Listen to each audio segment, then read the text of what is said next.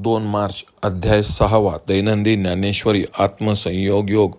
अलंकापुरी पुण्यभूमी पवित्रम तेथे नांदतो ज्ञानराजा सुपात्र.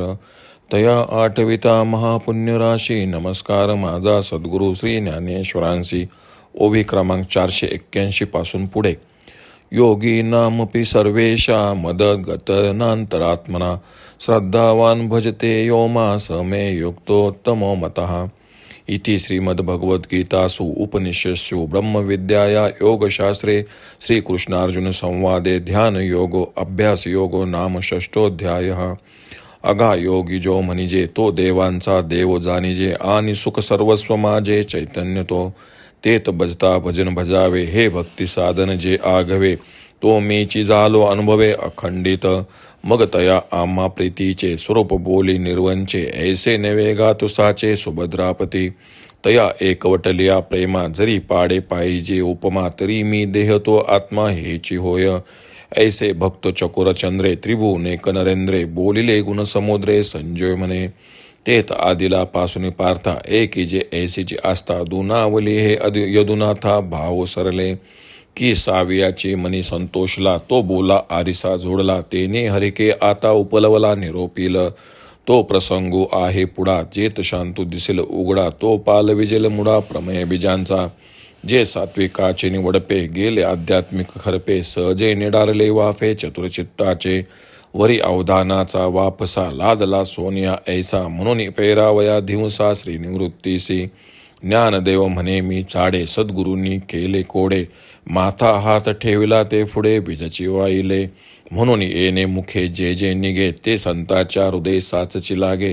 ही असो सांगे श्रीरंगे बोलिले जे परी ते मनाच्या कानी ऐकावे बोल बुद्धीच्या डोळा देखावे हे साठ वाटी घ्यावे चित्ताचिया. अवधानाचे निहाते ने यावे हृदया आतोते हे रिझवतील आईनी ते सज्जनांची.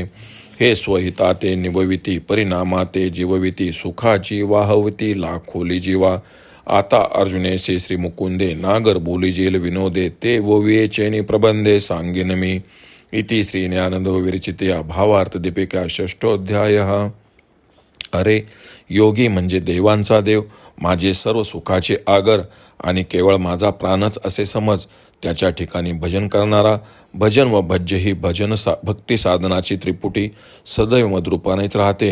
हे सुभद्रापते मग त्याच्या व माझ्या प्रीतीच्या स्वरूपाचे वर्णन करता येत नाही तर असे समज की तो म्हणजे प्रत्यक्ष मीच आहे.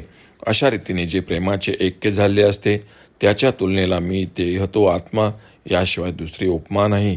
संजय म्हणाला राजा भक्तरूप चकोराचा चंद्र किंवा सर्व त्रिभुवनाचा राजा व गुणांचा सागर जो श्रीकृष्ण परमात्मा असे बोलला.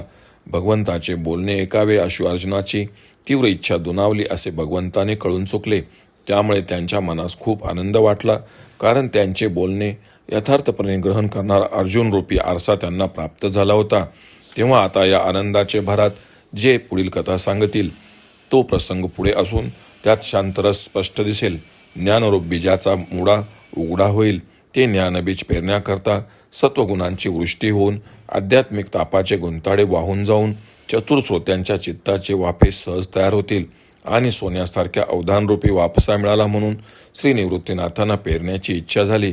श्री ज्ञानदेव म्हणतात सद्गुरूंनी कौतुकाने मला चाडे केले. माझ्या मस्तकावर जो हात ठेवला ते उघड उघड बीजच घातले म्हणून माझ्या मुखातून जे निघेल ते संतांना पटेल. श्रोते म्हणाले हे रूपक राहू द्या भगवंत जे म्हणाले ते सांगा. ज्ञानेश्वर महाराज म्हणतात मी सांगतो ते मनाच्या कानाने ऐकले पाहिजे. बुद्धीच्या डोळ्यांनी शब्द पाहिले पाहिजेत. चित्त देऊन त्यातील अर्थ ग्रहण करू. अवधानरूपी हाताने ते हृदयात साठवा. सज्जनांच्या मनाला हे शब्द रमविणारे आहेत. या बोलापासून नित्य आत्मप्राप्ती होईल. संकटातून मुक्तता होईल व जीवाला सुखप्राप्ती होईल. आता श्री मुकुंद अर्जुनाला जे कौतुकाने सांगतील त्यांचे ते बोलणे मी ओवीबद्ध करून सांगेल असे श्री ज्ञानेश्वर महाराज म्हणतात.